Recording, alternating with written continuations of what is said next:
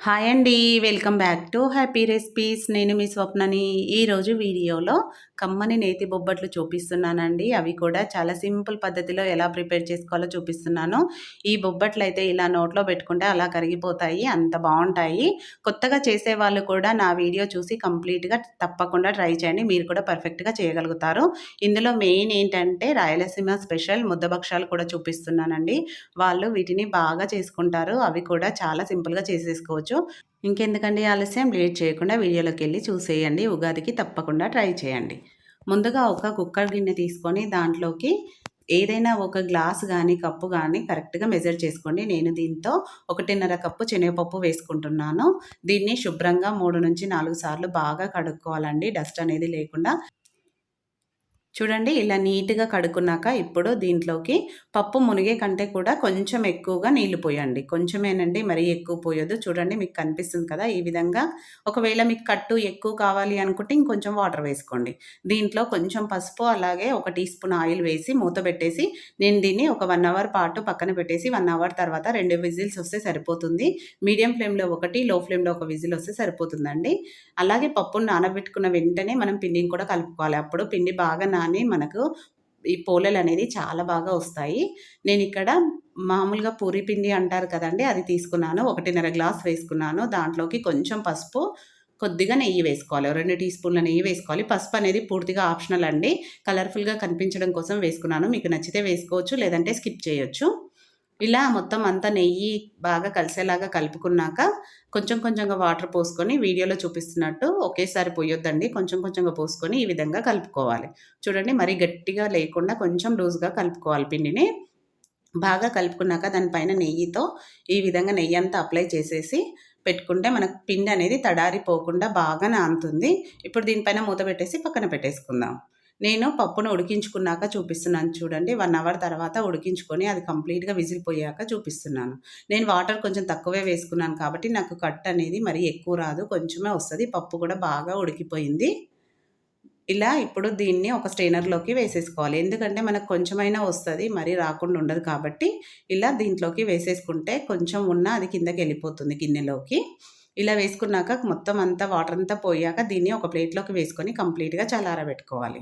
ఇలా ప్లేట్‌లో వేసుకోవడం వల్ల తొందరగా చల్లారిపోతుంది. ఇప్పుడు పప్పు అనేది పూర్తిగా చల్లారిపోయింది కదా! దీన్ని ఇప్పుడు గ్రైండ్ చేసుకోవాలి. వేడిగా ఉన్నప్పుడు గ్రైండ్ చేసుకుంటే ముద్దలాగా వస్తుందండి. కాబట్టి కంప్లీట్‌గా చల్లారినాకనే చేసుకోవాలి.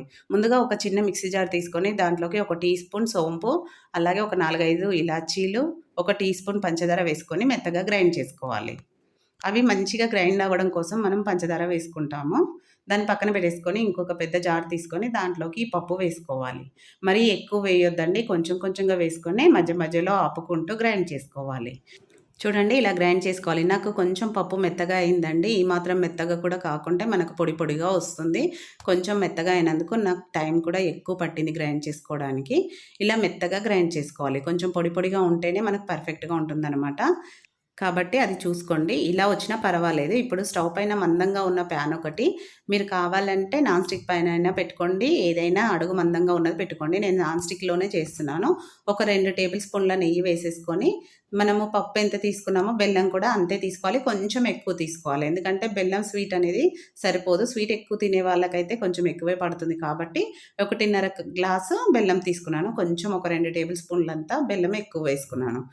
ఇప్పుడు బెల్లం కరగడానికి కొంచెం టైం పడుతుంది కాబట్టి నేను దీంట్లోకి ఒక టేబుల్ స్పూన్ వాటర్ వేసుకుంటున్నాను. కొంచెం తొందరగా కరిగిపోవడం కోసం. ఇప్పుడు మీడియం ఫ్లేమ్‌లో పెట్టుకొని కలుపుతూ ఉండగానే ఇది పూర్తిగా దగ్గర పడుతుందండి. మనకు పాకంలాగా వచ్చేస్తుంది. బెల్లం కంప్లీట్‌గా కరిగితే సరిపోతుంది.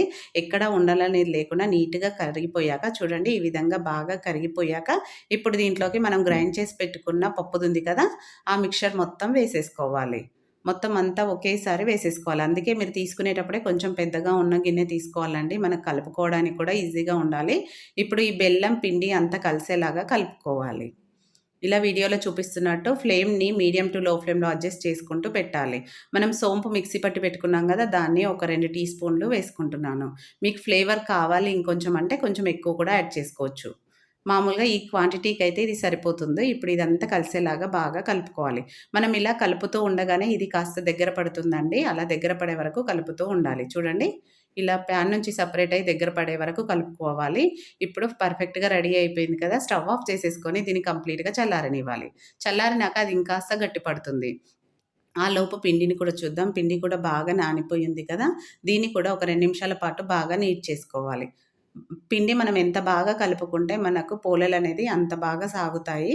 చూడండి మీరు ఏ సైజులో చేద్దాం అనుకుంటున్నారో ఆ సైజులో పిండిని తీసుకోవాలి. ఇలా చేత్తో రౌండ్స్‌గా చేసేసుకొని నేనైతే ఒక 4, 5 చేసి పెట్టుకున్నాను. దీన్ని పక్కన పెట్టేసి నెక్స్ట్ పూర్ణం చూద్దాము.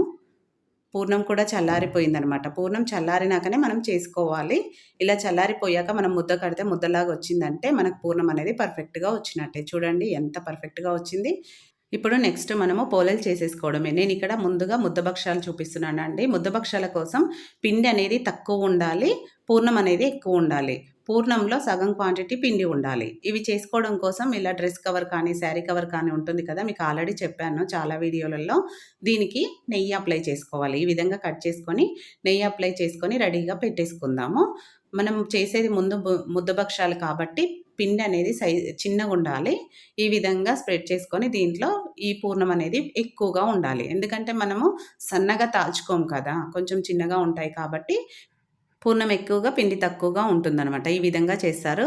వీటిని గసగసాలు కూడా అద్దుకుంటారండి. ఇలా చేసేసుకొని మనం చేయితోనే ఈ విధంగా ఒత్తేసుకోవచ్చు. అంతేనండి. ఇదే సైజులో చేసేసుకొని వీటికి గసగసాలు కానీ, నువ్వులు కానీ అద్దుతారు. అద్ది వేసేసుకొని ఫ్రై చేసుకోవడమే. నేనైతే ఇక్కడ గసగసాలు కానీ ఏమీ వేయలేదు. డైరెక్ట్‌గా చేసేసుకుంటున్నాను. ముద్దభక్షాలు చేయడం అయితే చాలా ఈజీ అండి. చాలా ఈజీగా చేసేసుకోవచ్చు. ఇలా పిండిలో పూర్ణం పెట్టేసుకొని, ఫిల్ చేసేసుకొని ఎక్కడా కూడా గ్యాప్ లేకుండా పెట్టేసుకోవడమే. చాలా సింపుల్‌గా ఎన్నైనా చేసేసుకోవచ్చు. చాలా బావుంటాయి కూడా టేస్ట్ అయితే చాలా అంటే చాలా బావుంటాయి. డెఫినెట్‌గా ఈసారి ఉగాదికి తప్పకుండా మీరు కూడా ఈ ముద్దభక్షాలను ట్రై చేయండి.